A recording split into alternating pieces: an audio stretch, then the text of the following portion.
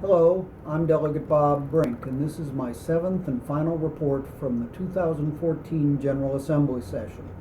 It's Friday, March 7, and tomorrow the Virginia General Assembly will adjourn its 60-day session sine die. But that doesn't mean we've finished our work for the year. The House and Senate haven't come to agreement on the most important item of business, the budget. The sticking point is the biggest issue in contention: whether to extend health care coverage to hundreds of thousands of uninsured Virginians. So, in all likelihood, on Saturday we'll go into a special session.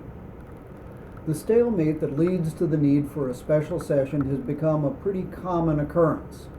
In 2001, as the cost of repealing the car tax escalated to unsustainable levels, the General Assembly fought for months with then Governor Gilmore, and we ended up failing to pass a new budget for the second year of the biennial cycle. In 2004, we gridlocked over education funding and finally adopted a budget in a special session in May of that year. In 2006, the issue was transportation funding, and we delayed passing the budget until the end of June. Again, in 2012, we couldn't come to agreement on transportation funding, and we passed the budget during a special session in April. The issue we're dealing with this year, health care, is just as important as the car tax, education, and transportation.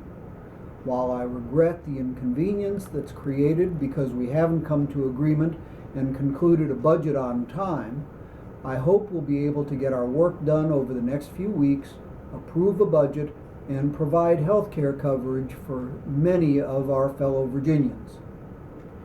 You may remember that a few weeks ago at crossover, I provided you with a tally of how many bills had passed both the House and the Senate and had made their way over to the other chamber.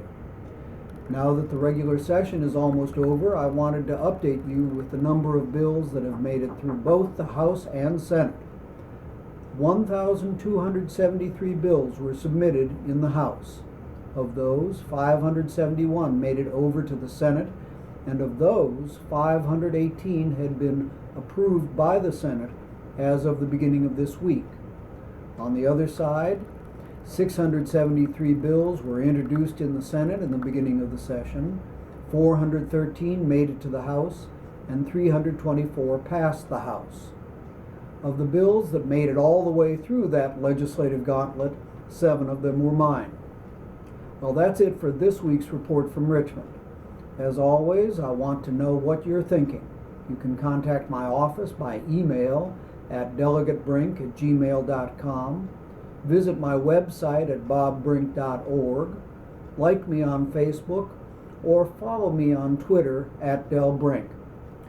Thank you for your time over the past several weeks, and I appreciate your attention to the workings of our state government. I'm Delegate Bob Brink.